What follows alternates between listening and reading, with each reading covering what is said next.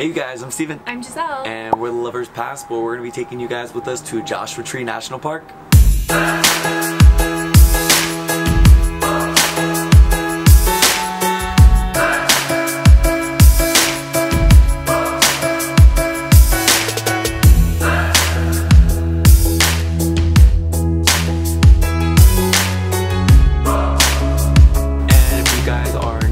We are travel adventure photographers, and right now we've been exploring California. So if you guys want to see more of this content, go ahead and give us a thumbs up, and don't forget to subscribe. We put out new videos every Tuesday and Friday.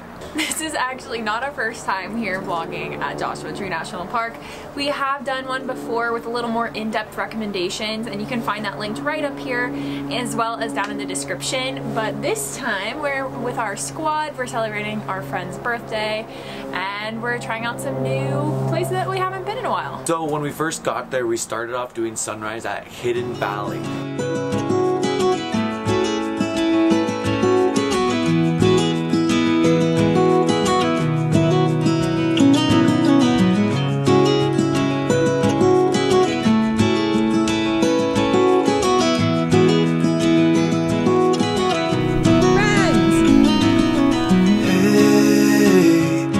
You want to leave this place where we grew up, this old town, just put it all behind. Remember you and I would always find somewhere to hide when we were kids. It's this beautiful area. It's probably like a half-mile loop if you do the actual trail, but we decided not to do it. If you don't go into the trail but you actually turn directly backwards, there you can get a view of the entire valley, which is amazing. Most of Joshua Tree has these really cool rocks that you can go and climb on, obviously, because it's like a rock climber's paradise. But this one section, you do have a really nice area where it's just the Joshua trees. For days. Yeah, the sun perfectly hits it. So that was one of our favorite spots to go for sunrise, day one. And there's a bunch of little trails leading from the parking lot, so you can kind of just putz around and figure out a composition that you like if you are shooting photography or if you just want to explore at golden hour. It's very beautiful. After that, we cooked up some breakfast, and then we headed on out to the Mecca Hills area for the Painted Canyon hike.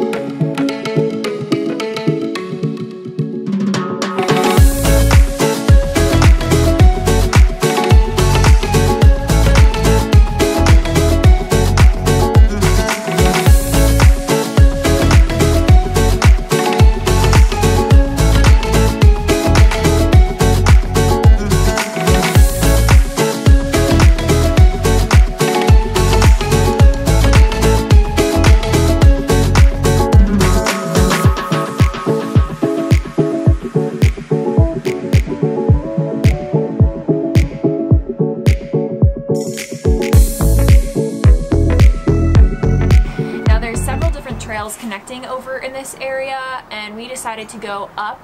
I believe it's called the ladders section, and we came back the rope section. The hard ropes. We didn't know the rope section was called hard until I really zoomed in on all trails when we were actually doing it, but we had already gone down the 20-foot rope, and we're like, well, we're committing now. So the hard section is not for the faint of heart. We did see a lot of people that did turn around when they got and just go back the way they came to finish out the hike. We were with a very adventurous squad, so of course we did the full thing. It was a really fun hike, probably one of my new favorite hikes in SoCal, and would definitely recommend checking it out. The ladders were fun, the ropes were fun, got a little workout in, and yeah, it was just an awesome all-around hike, especially if you like slot canyons or desert hikes. I will say that it was kind of busy, so make sure you're hiking either earlier in the morning or later in the afternoon, not like that peak noon time. There was plenty of parking. You might want a four-wheel drive vehicle. However, we did see like a Prius or two in there, so a two-wheel can definitely make it. Just be prepared. There were some people airing down their tires, but we didn't feel like the need to do that. Yeah, a few things to remember about the Slot Canyon when you're going into it is you want to get there around noon for the best lighting. That's when there's the most light inside, and you don't have to worry too much about the heat because it is pretty cool inside the actual Slot Canyon. Yeah. Second thing I would recommend is not bringing a big backpack. I made that mistake. I was wearing a backpack. We all wore backpacks, and we were all like carrying them on top of our heads. It gets really narrow. The whole time I had to walk sideways there. It probably got down to about 1.5 feet at some sections. It was very similar to Zebra Canyon in Utah, and if you haven't seen that video already, we'll link it right here too, which is another dope Slot Canyon. Yeah, but it's about an hour outside the Salton Sea. It's about an hour and a half outside Joshua Tree. It's about an hour and a half outside Anza Borrego. So if you guys are in that area, we highly recommend checking out. It's not a full day adventure. It is BLM land, so you can camp right around there and then head in to do it earlier in the morning, or if you want to finish the day off. But we would recommend maybe about a half day to 3 to 4 hours spending at at Mecca Canyon.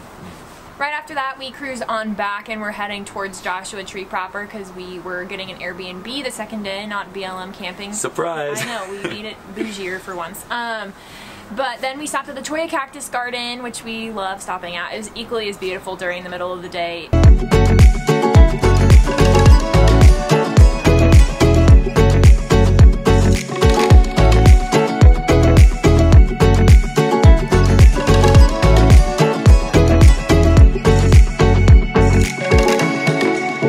But if you do want to shoot it, it's a very beautiful sunset or sunrise spot as well. Make sure you don't wander off the trail because the Chollas will like attack you. Not actually, like all of us are fine, but we know so many people that have accidentally wandered into the Cholla. They're very sharp and it hurts if you get them stuck in there. So they actually keep pliers in like a little box in the beginning of the trail. It's like maybe a mile loop around. There's no way that's a mile. It's like a half mile. And just be careful what shoes you're wearing too. We posted a video from it, and we had some people comment saying that the Cholla actually went through their shoes and stuck them. So yeah. Just be careful if you're cautious. We've gone 2 times. We haven't had any trouble. In my opinion, the best time to go is in the later afternoon. When the beginning of the day it looks okay and it's still beautiful, but if you go in the after probably like 1 or 2 o'clock, the rest of the day it has a beautiful golden glow, especially for sunset. Recommend checking that out. And then as soon as we finished that, we headed over to Arch Rock. Now we usually shoot astrophotography at Arch Rock, but we just wanted to show our friends who've never been to the park before what it looked like in the day. And to be honest with you, it was quite average. Like, it's a cool little thing to check out, but I would rather go back for looking at the Milky Way through the rock because it gave it a little more spice, I guess. But I mean, if you've never been, check it out. But otherwise, yeah, it's like Skull Rock. Spot. You can kind of just look at it and move on. Yeah, if you have kids, I would recommend going and checking out because it's a fun little spot. You can go and hang out. Yeah. Astrophotography is definitely the main reason that we wanted to go there from a photographer standpoint, and the walk out there is really nice and easy too, so you don't have to worry about that. 0.7 miles. As soon as we finished that, we drove back down and we passed through, like she mentioned, Skull Rock. We think it's kind of a drive-by spot, but never get out and check it out. The busiest part of the entire park. Tourist Central, Instagrammer Central, like for your fashion beauty people. If you're a fashion beauty influencer, then by all means, go take dope pics by Skull Rock. Just know that there's, like, I've never seen more people in one location in the park. So after that, yeah, we just decided to cruise on back to our Airbnb and then hung out, jacuzzied a little bit, explored, cooked up some fajitas and guacamole for dinner, and just enjoyed the sunset right outside of there. And then the next morning, we got up and watched the sunrise again.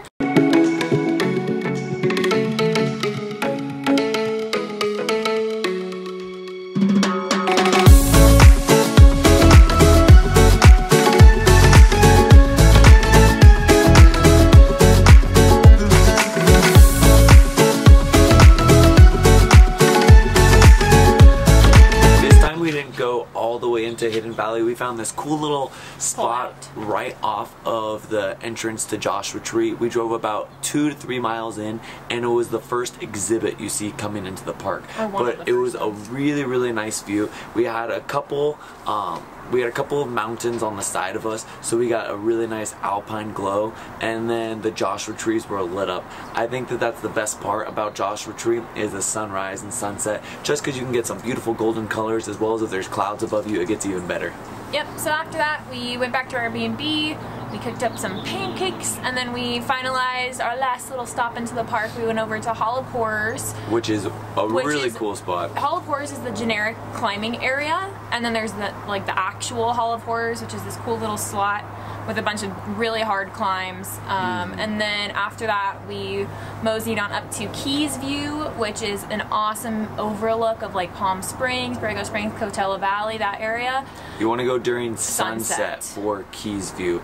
We, especially if there's clouds in the sky, highly recommend heading up there. The parking lot's pretty big, so I don't think you'll have to worry about the crowds, but neither of us have been up there yet for sunset. But from where I used photo pills, so from where photo pills told me that the sun was going to set, it would probably be the best spot for sunset in the entire park. And it's pretty. Just know it's really windy, and to hold on to your hat because Stephen's hat did fly off. And yeah, after that we just cruised on out and explored the little town. There's some really good coffee shops and just some like little hipster spots you can check out. We have already gotten our sticker from the little visitor store down there, so we didn't feel the need to go back and check that out. But yeah, if you're in the SoCal area and you are looking for a desert place to explore, we definitely recommend at least checking out Joshua Tree National Park one time and giving it a go. I know it gets a lot of bad rap compared to the other beautiful 8 parks in California, but if you're a rock climber, it's rock climber's paradise. If not, you really only need a day or two to explore. Yeah, well, I highly recommend going between March, April, and May. That's prime time in Joshua Tree. Usually the blooms start to pop up, and the weather is perfect. When we were there, it was right between a low of about 40 degrees up to a high of around 70 degrees. So the weather's beautiful there. Just beware of the crowds. Like she said, it does get very popular since it is so close to Los Angeles. We recommend getting there before noon. We were in the park both days from about 5 a.m. until about 1 p.m.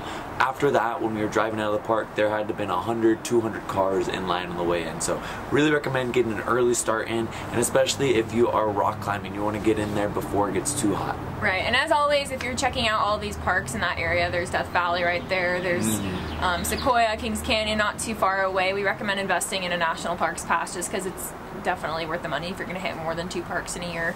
So we'll link one down below for you if you're interested in purchasing that as well. And last thing I would say is remember to leave no trace. That was the biggest takeaway. We've posted a few pieces of content from this past trip already, and we've already had a few comments saying, please remind people to leave no trace. It's getting really overcrowded. There's trash everywhere. So please don't go writing on the rocks. There was quite a bit of that. Writing. Why do you feel the need to carve your name into a rock? I don't know. Please be respectful. We want to keep this beautiful for generations to come, but go see the beauty, take a ton of pictures, and leave only footprints, as we always say. So if you enjoyed this video, make sure to give it a thumbs up. It really helps us out, and make sure to check out the rest of our national parks playlist, especially if you are looking at California, Utah, or Arizona national parks. And yeah. And we'll see you guys in the next adventure.